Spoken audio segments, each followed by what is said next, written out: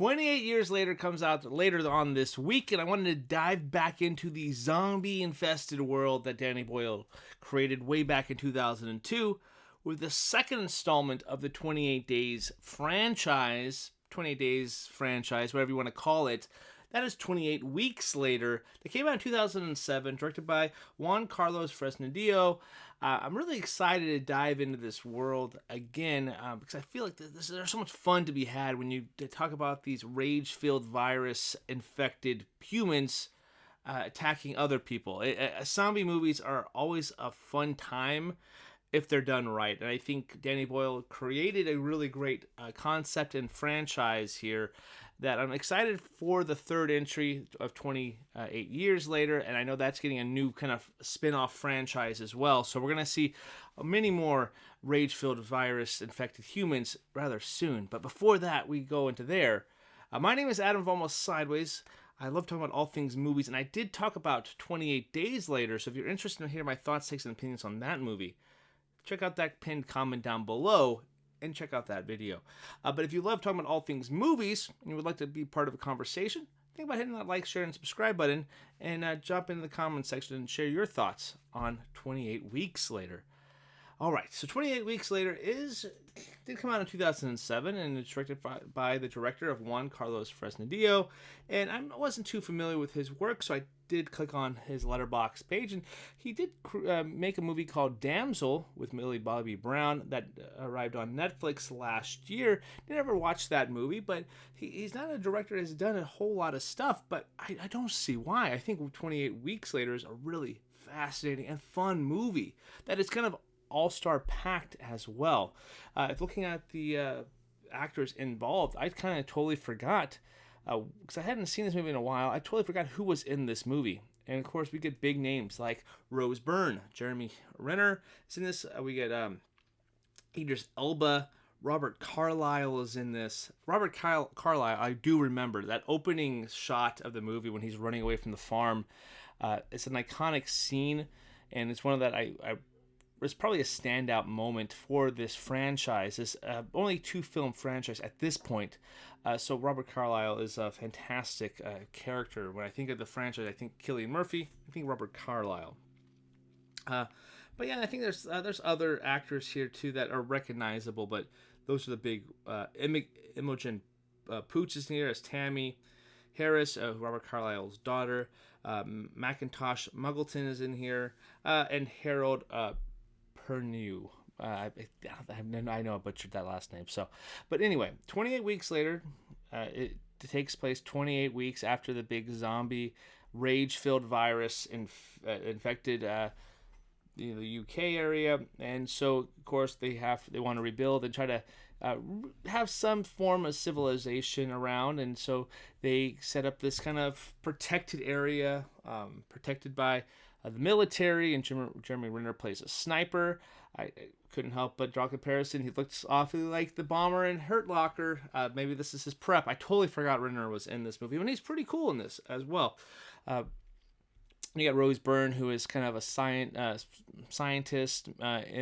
She's a military scientist, so she's doing like blood work on survivors and trying to make sure everybody's immigrated in there. And Idris Elba is like the big military guy, commander, trying to make sure everything's running smoothly.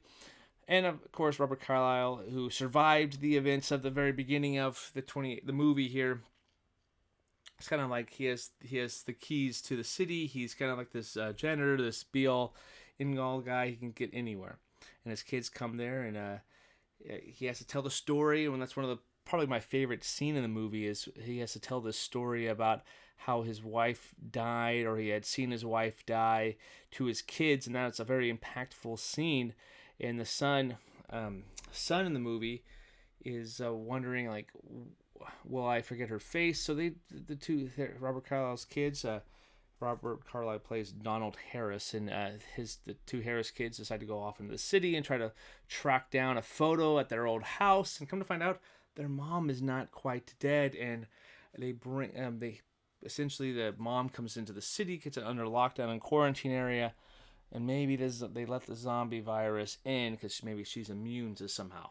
The setup of this movie is fantastic. It's the slow build, the world building here, and setting the tone up from 28 Days Later and the chaotic nature of that film, and setting it up where they're trying to rebuild in this quarantine zone and try to get some sense of civilization back. It's really eerily similar to what we experienced a little bit in 2020, where everything was just like such abandoned, and if you were outside, you felt so isolated because there was no one else around you. And that's kind of what this dystopian little like quarantined area kind of felt like, because there was people around but nowhere to be seen at the same time until all hell broke loose. It was very kind of claustrophobic in a sense, but also kind of freeing, where they're able to kind of just go around and see this zombie, aftermath world, like this world that's just destroyed by this rage virus that and everything just feels abandoned, apocalyptic and stuff. So as the kids are journeying into London here, it's so interesting to see like this, how empty this everything is. I think like Juan Carlos Fresnadillo does a really great job capturing a lot of the action set pieces here. The scene where his Robert Carlyle's kissing his wife on the gurney is such a fascinating scene, because we just got revealed that she is immune to it in a certain extent, so she's not turning into this kind of a zombie crazed blood-hungry person, but she carries it in her saliva, and right when they kiss, he immediately changes into this rage-filled monster and has the thirst for flesh. It's such a cool idea where they bring everybody to this quarantine area, and it just immediately crashes down within hours of them being there, it seems. Even though it's been probably a while that they set up this little area, and then everything just kind of goes to shit. But it's such a cool concept.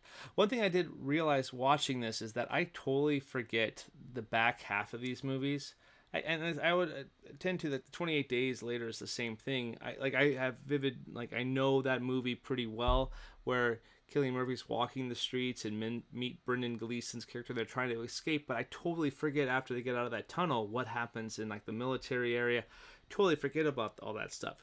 And it's the same thing I have with this movie too. I remember a lot of how this quarantine area goes to hell and breaks down, but I don't never remember what happens after they get outside of this quarantine area and they're kind of going and trying to escape the rage-filled virus, and how the movie ends. I don't remember that, so it always seems new to me, even though I've seen this movie not a ton, but a few times now. I think the ending is done pretty well. And then it ends with that cliffhanger. It's it's in Paris now. It's expanding. It's a little bit of everywhere, but where are these kids now, and are the Harris kids going to show up in 28 years later? I think that'd be kind of fascinating if they actually do, because I've heard, I think Cillian Murphy is rumored to be in 28 years, or at least one of the projects as well. I think that would be rather fascinating to see how he shows up. How did he survive those 28 years too? The visual effects in this movie are fantastic, and I was watching this, do I like this one better than 28 Days Later? I think this is the one that I've watched a lot more, and I feel like it's a little more iconic. I think the Danny Boyle telling a fantastic opening story and setting up the world of this and being a producer in this second film, I think that's really really well done. I like Danny Boyle's stuff a lot, but I don't think he's one of my favorite directors. So that first one plays really well, but it definitely feels like it's kind of a raged zombie Trainspotting in a way, and Trainspotting is like an iconic movie in his filmography, but it's not this one that hasn't resonated with me. I didn't grow up watching that one, so I think 28 Days Later is just kind of a horror themed, but it feels very kind of it feels like Danny Boyle's stamp movie. But this one has parts of Danny Boyle's touches on it, but feels a little more mainstream, a little bit more polished. They have a better understanding of what's going on, and I feel like this one just a touch is a little better for me. I love both of these movies, but 28 Weeks Later I really enjoyed a lot more on this rewatch than I remember it being. And the young actress who plays the Harris kids here, Imogen Poots, is fantastic as Tammy here, and leading her brother and wanting to try to save her brother, and going against all things to try to make him kind of feel some kind of normalcy in this crazy time that is this film. And Imogen Poots is awesome actress, from The Father to V for Vendetta, Green Room is awesome, Pop Star. She's has so many great projects that just a talented actress that I would wish to had like a higher profile career too. And then you get her brother, who is played by Macintosh Muggleton, who hasn't really done anything after this movie. I think his other movie he played in was Salem Witch Doll, which came out in 2024, directed by Daniel Yates. So he really hasn't done really anything since 2007, which is kind of interesting. Didn't realize this was his first movie, but it's a shame, because I think that he could have done something. He could have done something that would have been of note, because I think there was some really good stuff that he was able to do. Imogen Poots is the standout of this young brother-sister combo here, but what a fantastic little cast this is. It's very underrated, and kind of forgot about how good the cast is here. So I really like 28 Weeks Later. It really has a lot of heart-pounding moments that I really forgot about, but also moments that I remember and I celebrated. That opening sequence at that farm with Robert Carlyle running away and trying to get on the boat and trying to escape, and the iconic score and the sound design and the set prep here is stuff things that I really appreciate that this universe has done. Well, that's my thoughts, takes, and opinions on 28 Weeks Later. Let me know in the comments section down below if you guys enjoyed the review, and let me know your thoughts as well down there. And whatever happened in 28 months later, that's what I want to know. We skipped over months, we went over to years.